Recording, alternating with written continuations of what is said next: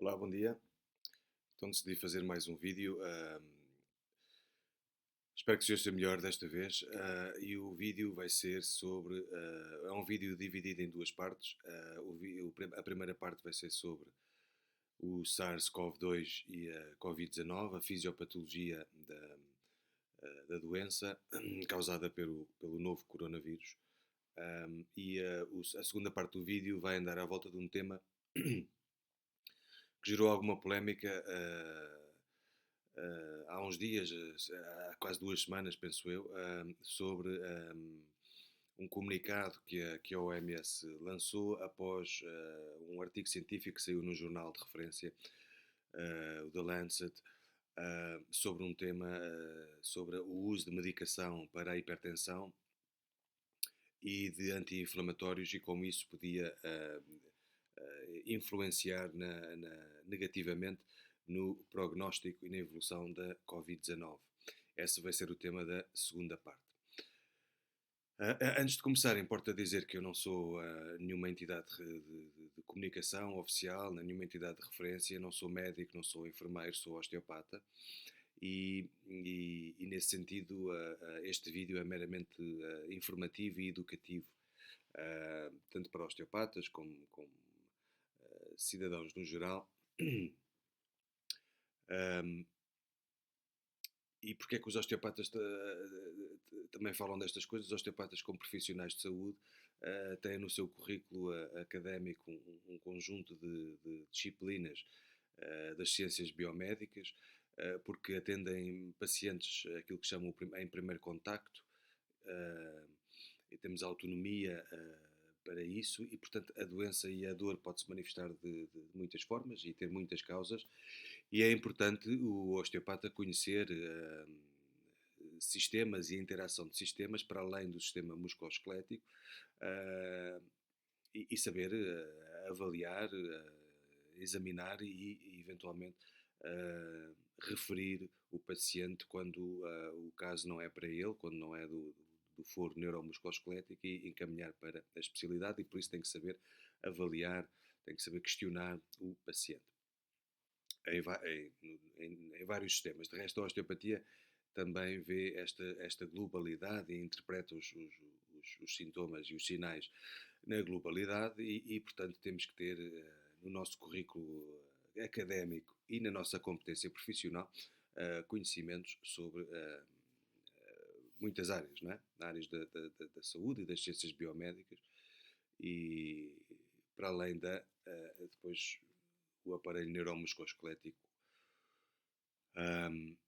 E portanto, sem demorar mais tempo, vou então avançar para o vídeo e que vai ser desculpem o aspecto rudimentar do vídeo, mas estou em casa e não tenho aqui a logística necessária para de apoio a uma aula como normalmente tenho. Mas penso que dá para perceber na mesma.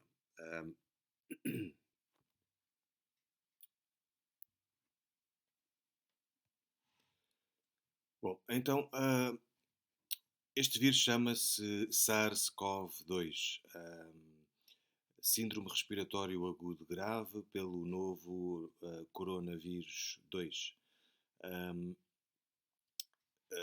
Severe Acute Respiratory Syndrome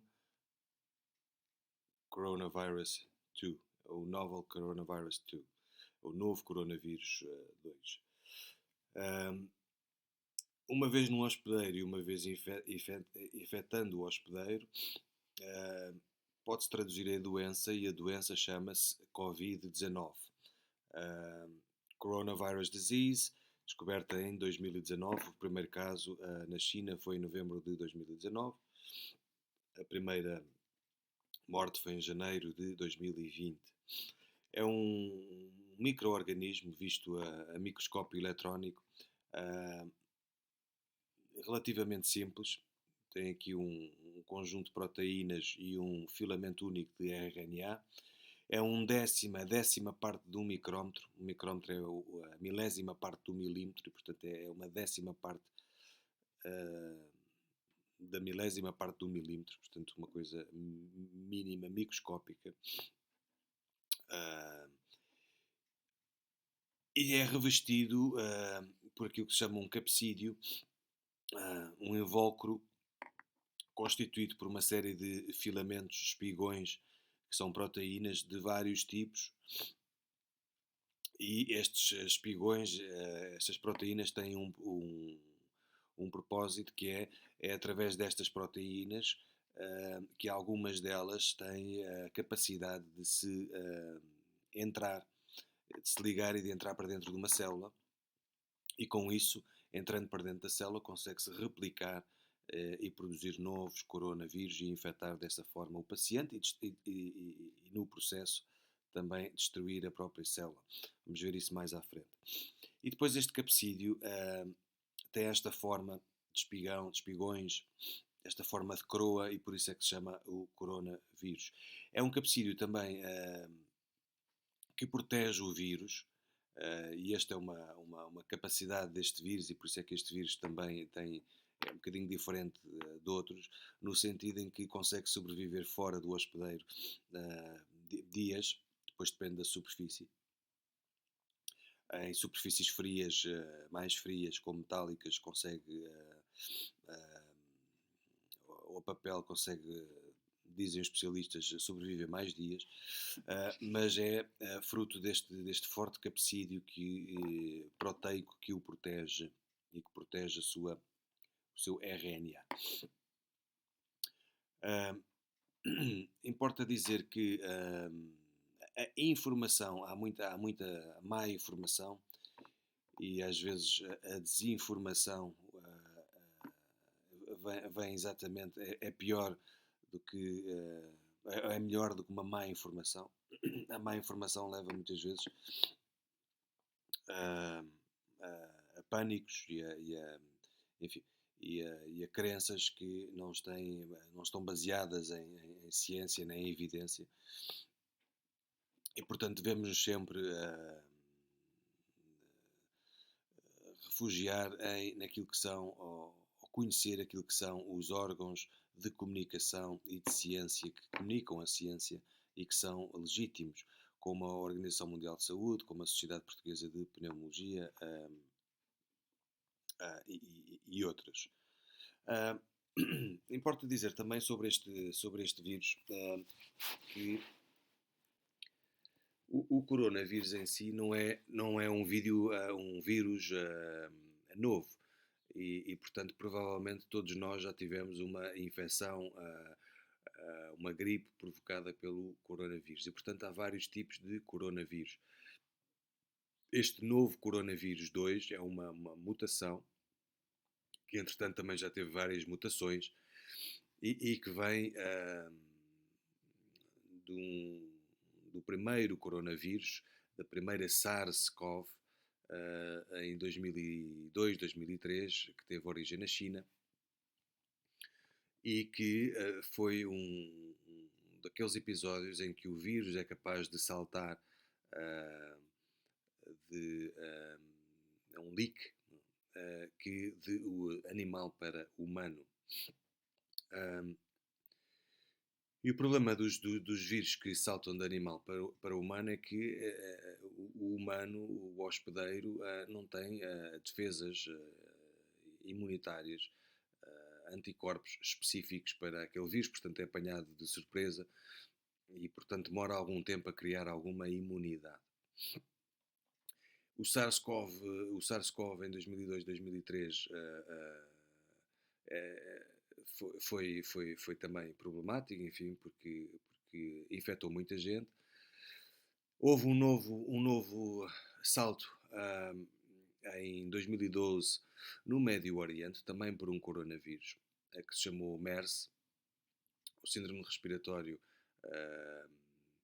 do Médio Oriente, por um novo coronavírus, e agora em 2019 houve um outro salto. Pensa-se que portanto, no Médio Oriente passou de camelo para o homem. Em 2002, 2003, na China, pensa-se que passou de morcego e depois do morcego para o gato de rua, e do gato de rua para o humano e desta vez em 2019 pensa-se que foi do morcego para o humano ou eventualmente de outro animal ali pelo meio. Esta passagem acontece sempre que há muito contacto durante muito tempo e muito próximo com animais hospedeiros, o vírus pode saltar. Normalmente os coronavírus, e que são diferentes dos vírus da influenza, mas que causam também problemas respiratórios, os coronavírus, normalmente existem na orofaringe e porque os vírus replicam-se com mais facilidade, é o seu meio preferido no humano, a uma temperatura de 35, 36 graus, que é basicamente a temperatura. Nós sabemos que a temperatura corporal anda à volta dos 37, 36,5, 36,8 e em temperaturas mais frias, e que acontece na orofaringe, pela boca, pelo nariz e pela entrada de ar, e com temperaturas mais baixas, os vírus têm essa preferência então de se replicar. E por isso é que os coronavírus, aqueles que existem em nós e que nós já fomos infectados várias vezes, existem então, nesta região e por isso é que causam muitas vezes complicações do trato respiratório superior, não é? As amigdalites, faringites, laringites, etc. Estes vírus que estão em animais normalmente replicam-se a temperaturas de 37 graus. A complicação deste coronavírus, é que exatamente entrando pela boca ou pelo nariz ou pelas mucosas, a temperatura a 37 graus está basicamente no corpo todo. E, portanto, uma vez que consegue passar esta região, depois é fácil replicar-se, uma vez que a temperatura do corpo humano é aquela temperatura normalmente que ele se replica nos animais. Então esta também é a grande diferença entre este coronavírus e outros coronavírus.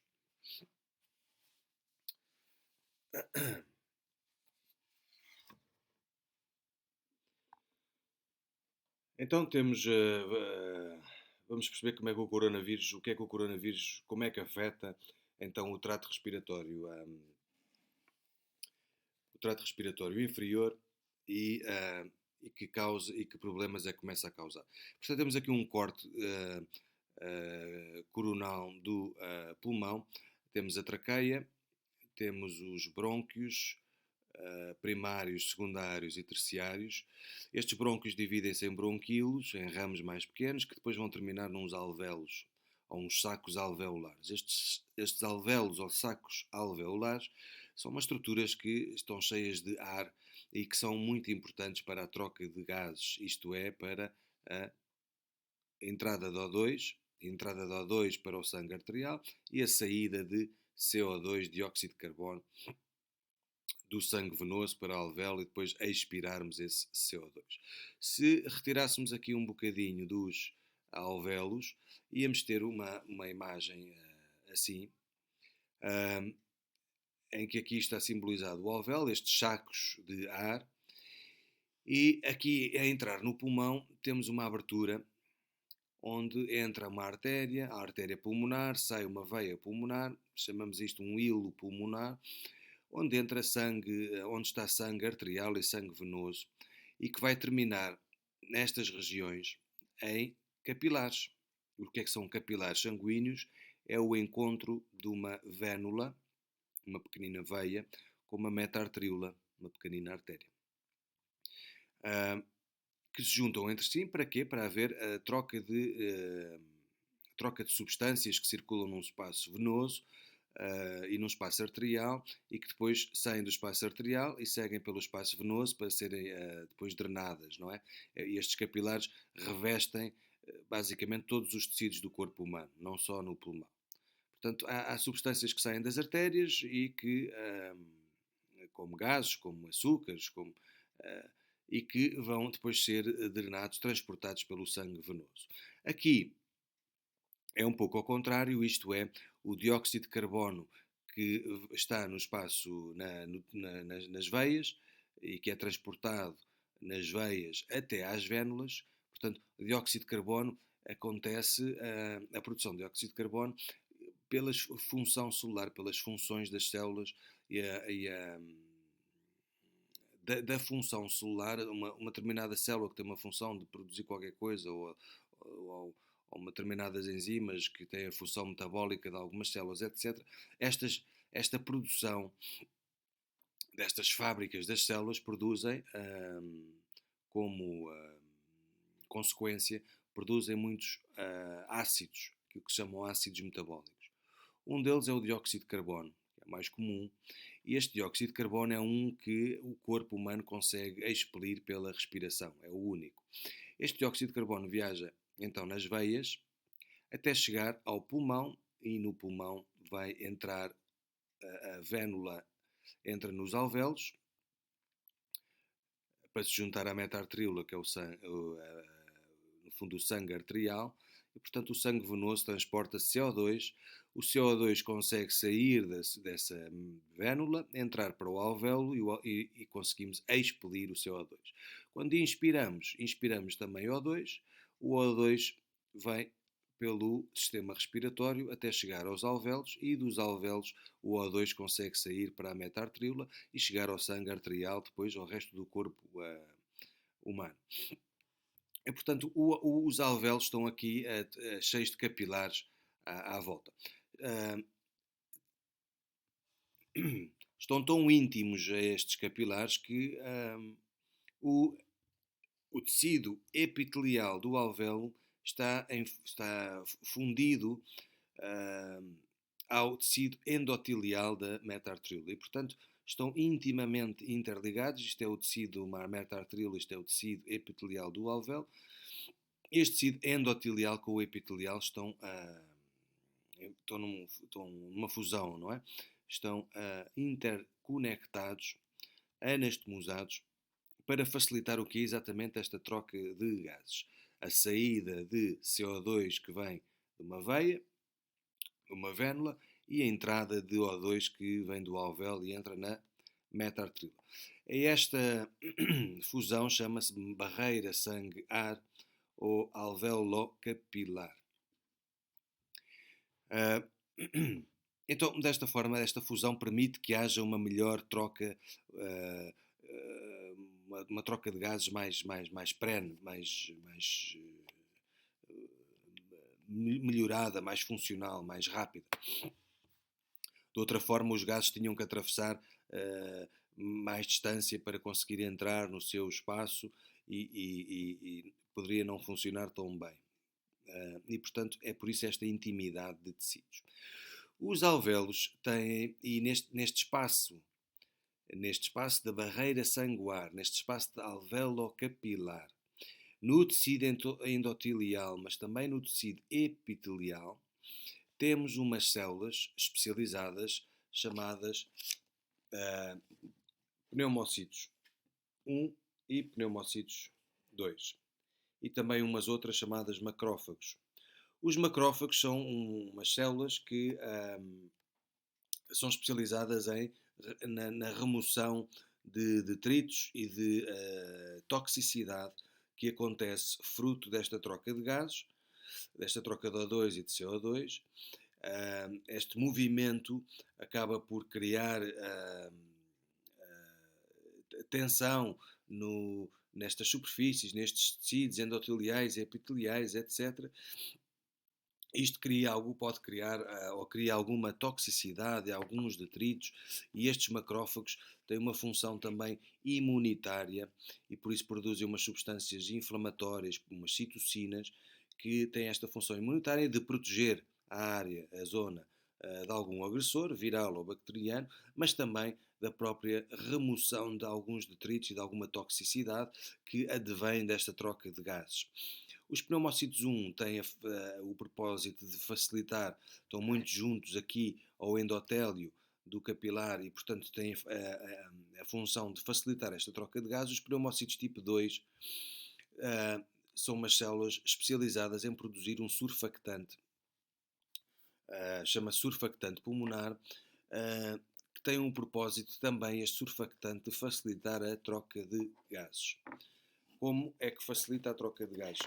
Um surfactante diz que o surfactante pulmonar diminui a tensão superficial. O que é que isto quer dizer? Quer dizer que entre os dois tecidos epiteliais e endoteliais, uh, ou seja, se imaginarmos aqui um tecido de uma artéria e o tecido de um alvéolo em fusão, e nós sabemos que a água existe água dentro e fora das células e, portanto, somos grande parte constituídos por água e moléculas de água. E, e há aquilo que se chama uma tensão superficial, principalmente quando falamos em tecidos que têm líquido, e portanto estamos a falar de uma meta-arteríola que tem sangue, e estamos a falar de um espaço alveolar que recebe oxigênio e liberta CO2, e que tem que sair das vénulas para entrar nos alvéolos e ser expelido, e tem que entrar O2 até aos alvéolos e entrar para dentro de uma meta-arteríola. Portanto, tem que passar aqui uma série de barreiras entre ar e líquido, e a isto chama-se tensão superficial. Então, o surfactante pulmonar tem uma função importante, que é diminuir esta tensão superficial para os gases conseguirem entrar melhor dentro da meta-arteríola, dentro da artéria, e saírem melhor dentro da vérnula o CO2. Este surfactante diz então que diminui a tensão superficial, como? Porque diminui a coesão das moléculas de água. Se tivermos um líquido em cujas moléculas tenham muito pegadas, muito coesas, é mais difícil alguma substância conseguir, como gases, trespassar esse líquido. E, portanto, este surfactante tem esta importância de diminuir a coesão das moléculas de água e, com isso, facilitar a passagem de gases. Então, este é o papel dos pneumócitos tipo 2, que também tem um papel de regeneração. Também podem funcionar como células estaminais em produzir novos pneumócitos tipo 1.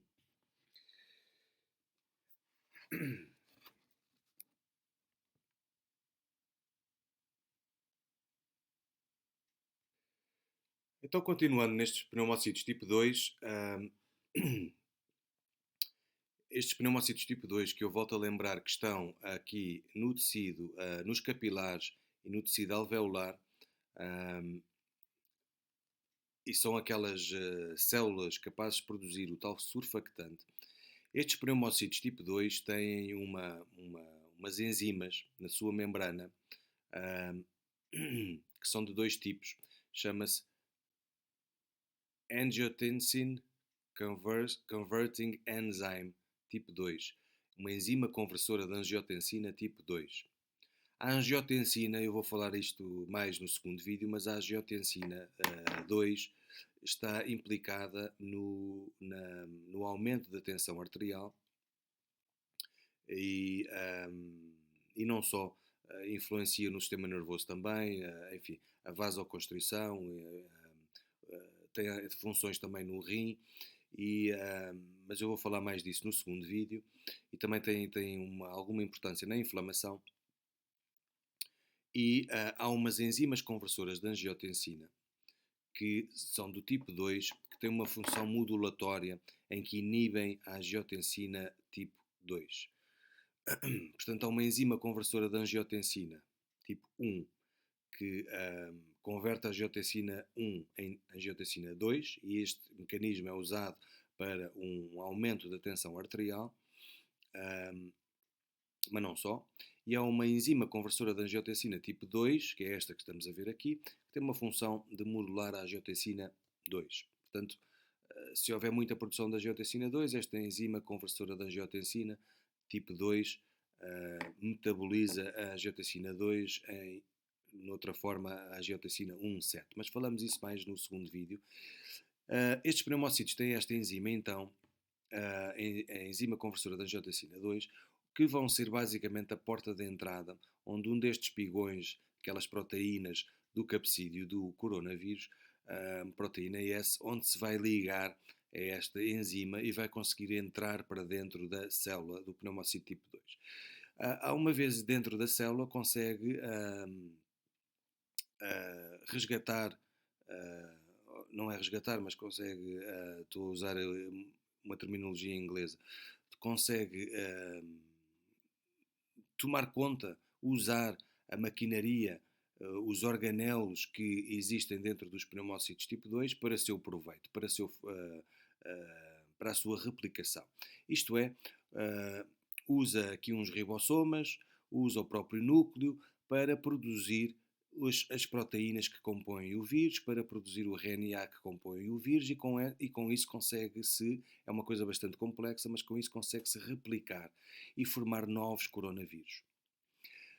Neste processo, os novos coronavírus que vão sair do pneumocito tipo 2 para, enfim, para uma nova célula-alvo, para um novo pneumocito 2 e fazer o mesmo processo e continuar o processo de replicação, neste processo acaba por destruir a própria célula pneumocito tipo 2. Vocês lembram-se que neste espaço não havia só pneumócitos tipo 2, mas havia também umas células chamadas macrófagos, que tinham aquela função imunitária de limpeza de detritos tóxicos, mas também uma função imunitária. E, portanto, se olharmos aqui para o alvéolo e para os seus capilares, temos aqui a ação dos macrófagos que nesta agressão, e isto acontece com outros vírus também do trato respiratório, nesta agressão começa a produzir substâncias pró-inflamatórias chamadas citocinas, estes macrófagos, como interleucinas de vários tipos, fatores de necrose tumoral e outras citocinas que, na tentativa de combater o vírus e combater este ataque à célula e tentar regenerar, assim como reparar, assim como eliminar o vírus.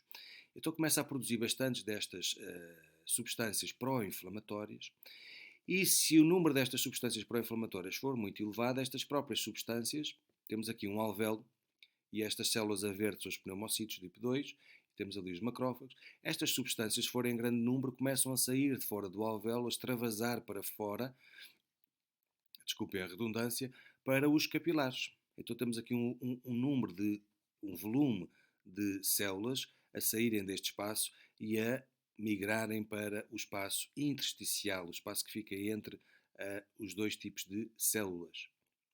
A esta migração chama-se edema. E, portanto, basicamente, o que este fenómeno imunitário faz é criar um edema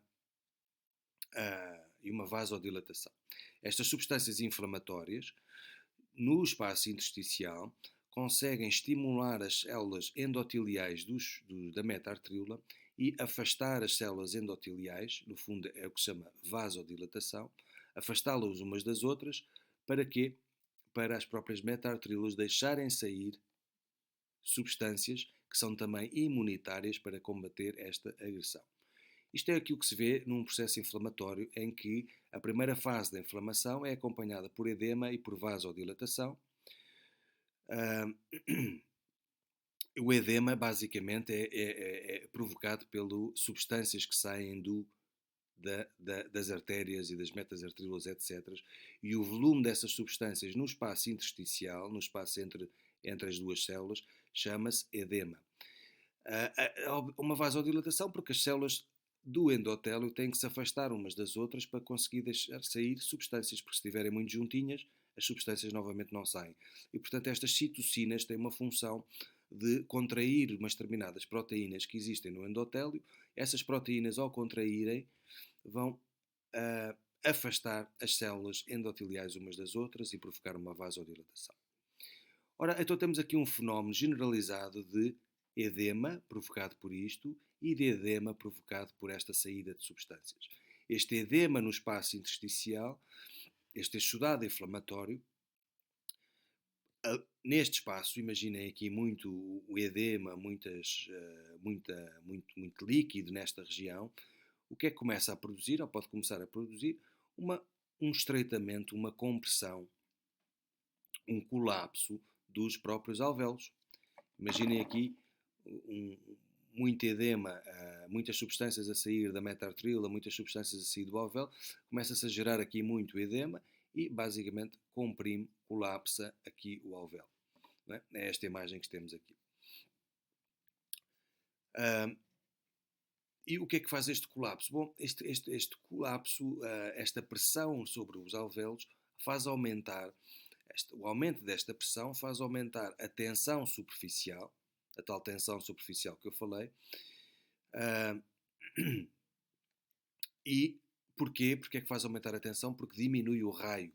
Ou seja, temos um alvéolo que devia ser deste tamanho, e por um aumento de inflamação de edema à volta do alvéolo e dos capilares, aumenta a sua, diminui o seu raio, e se diminui o seu raio, é porque aumenta a pressão. E se aumenta a pressão, aumenta a tensão superficial que eu falava há pouco. Ou seja, há menos espaço para as moléculas de água se afastarem, para haver mais espaço, mais liberdade de movimento, de entrada e de saída de substâncias, porque está tudo muito apertadinho, não é? Então temos esta forma em que a pressão é igual à tensão sobre o raio. Se a tensão aumenta, aumenta a pressão. Se o raio diminui, aumenta a pressão. E então isto faz com que haja então este aumento da tensão, é o oposto do surfactante. O surfactante tinha o propósito de diminuir a tensão. E portanto há uma menor produção de surfactante e uma menor funcionalidade do surfactante, porque há uma maior pressão, aumentando a tensão superficial. E de resto, os pneumócitos tipo 2, à medida que vão sendo também agredidos e destruídos, também produzem menos surfactante. Então há menos tensão superficial, e a tensão superficial tinha aquela importância de ajudar na troca de gases. E portanto, se há mais tensão superficial, menos surfactante, temos mais dificuldade na troca de gases, ou seja, na entrada de O2 para o sangue arterial e na saída de CO2. Temos ainda também podemos ter um edema alveolar e um colapso alveolar provocado por isto. Isto leva a fenómenos de hipóxia, menos oxigênio que é capaz de entrar aqui para as artérias e que sai do alvéolo, e podemos ter, se a coisa se continuar, um fenómeno de hipoxémia, ou seja, menos oxigênio que é transportado para todo o corpo. Se o número de alvéolos for muito, que isto aconteça, temos menos aporte de oxigênio para basicamente o corpo todo. E a isto dá-se o nome de hipoxémia e de acidose respiratória, ou seja, um aumento do número dos ácidos metabólicos, como o CO2, a que se chama acidose respiratória, que pode se tornar numa acidose metabólica também, isto é, afetar os outros sistemas. É o que vamos ver depois, mais à frente. Então, quais são os sintomas iniciais? Temos uma resposta inflamatória local, que foi esta que eu descrevi, portanto temos os macrófagos a produzir interleucinas, fatores de necrose tumoral, temos nesta agressão aos alvéolos e aos capilares, começam a sair o sistema imunitário começa a produzir uns neutrófilos, uns basófilos, que produzem umas proteases que tentam eliminar o vírus, e é a tal vasodilatação que eu falava há pouco, e da resposta imunitária, para tentar eliminar o vírus, e aquela consequência que eu falei é básica, leva ao colapso, ou pode levar ao colapso, e à consolidação alveolar. Temos aqui um alvéolo mais estreito, mais fibrótico, porque estas proteases, na tentativa de destruir o vírus, também podem destruir tecido saudável no alvéolo, e leva aqui fenómenos de fibrose e de colapso alveolar e destruição alveolar, que é basicamente o que se passa nas DPOC, nas doenças, ou DPCO, nas doenças pulmonares crónicas obstrutivas, causadas por exemplo, o tabagismo, ou por doença respiratória prolongada, como o enfisema pulmonar, como as bronquiectasias, etc. E por isso é que o fumador também, por já ter este fenómeno, tem um fator de risco bastante grande. Segundo a Sociedade Portuguesa de Pneumologia, é o segundo fator de risco, a seguir à idade, de complicações deste coronavírus, por causa disto mesmo, por já ter este tipo de fenómenos. Uma resposta inflamatória sistémica também acontece, isto é, O corpo começa a produzir febre, o hipotálamo começa a produzir umas prostaglandinas, estimulado por estas substâncias para produzir ao aumento da temperatura. Lembra-se que os vírus preferem uma temperatura mais baixa. Este gosta de uma temperatura um bocadinho mais elevada e por isso também ser mais complicado o sistema imunitário conseguir lidar com isto. Mas é sempre importante lembrar que há muitos pacientes assintomáticos e com o vírus e a maior parte dos pacientes, cerca de 80% dos pacientes, recupera bem ao fim de 1 a 2 semanas portanto só uma percentagem pequena de população é que tem, pode ter, enfim, mais complicações. O fígado começa a produzir uma proteína C reativa, a medula óssea e o baço uns glóbulos brancos, numa resposta inflamatória sistémica, ou seja, uma resposta imunitária para combater o vírus. Então temos uns sintomas que podem ser os únicos e são os iniciais, que são basicamente a falta de ar, dispneia, acompanhado por se há menos oxigênio, estamos capazes de absorver menos oxigênio, uma diminuição da pressão parcial do O2. Podemos ter uma tosse seca ou uma tosse produtiva, portanto, nesta primeira fase da agressão dos alvéolos podemos ter uma tosse seca e à medida que vai acontecendo aquele processo inflamatório, podemos ter uma tosse. Podemos ter também, para além da tosse produtiva, a taquipneia. Taquipneia é o aumento da frequência respiratória, isto é, à medida que temos menos capacidade de absorver oxigênio, menos capacidade na troca de gases e mais acumulação de CO2, um dos mecanismos centrais e periféricos da regulação da pressão parcial do oxigênio, e por isso do O2, no fundo estamos a falar daqui de pH e de receptores químicos, quimiorreceptores periféricos e centrais. Um dos mecanismos centrais é de aumentar a frequência respiratória, no fundo para estimular uma maior saída de CO2, uma maior reabsorção de O2, de oxigênio. Portanto, se aumentarmos o volume, se aumentarmos a frequência respiratória, conseguimos inspirar mais O2 e aumentar mais o CO2, assim aumentar a expelição de CO2. Aumentando com isto a frequência respiratória. Assim, de forma muito simplista, é por isso que acontece a taquipneia. Temos uma taquicardia também, podemos ter uma taquicardia, uma hipertensão, que tem a ver com aquilo que eu disse, ou seja, à medida que aumentamos a frequência respiratória, também temos que aumentar a frequência cardíaca, e se aumentamos a frequência cardíaca, aumentamos o débito cardíaco e por isso também o volume sistólico, e podemos ter fenómenos de hipertensão também, e depois a própria febre é outro dos sintomas comuns. Portanto, sendo que os mais comuns é a tal dispneia, a tosse seca e a febre.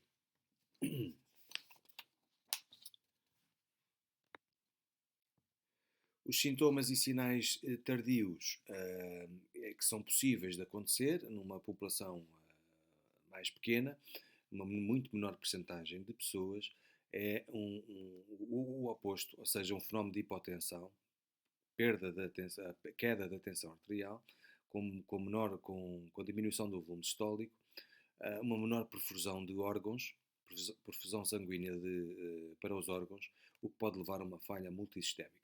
Isto é, nestes fenómenos inflamatórios, estas substâncias inflamatórias da imunidade que são produzidas para combater o vírus, temos, como vimos anteriormente, aquilo que se chama uma vasodilatação, isto é, as artérias ficam mais dilatadas para conseguirem sair substâncias, para as substâncias da imunidade pró-inflamatórias para combater o vírus e tentar reparar as células. E este processo, este fenómeno de imunidade que leva a uma vasodilatação, se for muito grande e muito prolongado no tempo, pode fazer com que haja um leak, uma perfusão, uma saída de substâncias, de saída de sangue dentro das artérias e das arteríolas para fora do seu espaço. Isto é, que não chegam depois devidamente aos órgãos que seriam vascularizados por este sangue arterial. Se no caminho se perder sangue, porque há uma vasodilatação, há um aumento do diâmetro do vaso, por haver muito volume de substâncias a circular no vaso, isto continuado no tempo, o sangue acaba por extravasar, por sair, por haver um aumento da perfusão de sangue para fora da meta-arteriúla e que não chega a chegar a determinado órgão. E por isso temos órgãos com uma menor perfusão sanguínea e isto pode levar a uma falha multissistémica. Então, o aumento da perfusão sanguínea leva a uma diminuição da perfusão sanguínea em órgãos. Esta falha multissistémica podem ser várias. Podemos ter, por exemplo, no rim, o facto do rim ter menos perfusão sanguínea, e esta perfusão sanguínea cria um jogo de pressões que ajuda o rim a excretar aquilo que é absolutamente essencial ser excretado, como ureia e creatinina, e portanto se o rim não excreta com tanta facilidade, fica mais retido no rim e que depois pode sair para o espaço intersticial ureia e creatina, e isto é altamente tóxico e pode levar a uma falência renal. O fígado também, por haver menos perfusão, pode ficar retido mais substâncias inflamatórias, mais proteína C reativa, mais angiotensinogénio, mais bilirrubina, e isto extravasar também para o espaço intersticial e ser altamente lesivo para o próprio fígado, uma falência hepática. A acumulação destes ácidos metabólicos que não são expelidos pela urina, nem pelas fezes, nem pela respiração, portanto pode levar a uma diminuição do PO2 e também à acumulação de ácidos metabólicos, leva a fenómenos chamados de acidose metabólica e, portanto, as complicações podem ser alterações nos próprios órgãos, falência renal, hepática, pode levar a uma septicémia. Estas substâncias, se entrarem na corrente sanguínea e no espaço intersticial, podem levar a uma septicémia. Alterações no sistema gastrointestinal e geniturinário também podem acontecer. Alterações no próprio pulmões e coração, levar a um congestionamento pulmonar, a uma falência cardíaca, uma hipertensão pulmonar, um corte pulmonar, enfim, vários fenómenos que podem acontecer no sistema também cardiorrespiratório. Por fim, o tema da segunda parte vai ser à volta de tal polémica que se lançou sobre os anti-inflamatórios, o uso dos anti-inflamatórios na doença Covid-19, que levou a Organização Mundial de Saúde a ter uma opinião e depois a alterar essa opinião, a mudar essa opinião sobre esta polémica, e também sobre a medicação para a hipertensão, que podia ser também um fator de risco, alguma medicação para a hipertensão, não toda. E sobre outros medicamentos que já existem e que estão na fase preliminar de estudo, mas que se percebeu que pode ter efeitos bastante vantajosos na terapêutica e no combate do vírus, como a medicação para a malária, antivirais, etc., que estão a ter algum sucesso, embora na fase preliminar ainda. Espero que tenham gostado e até à segunda parte.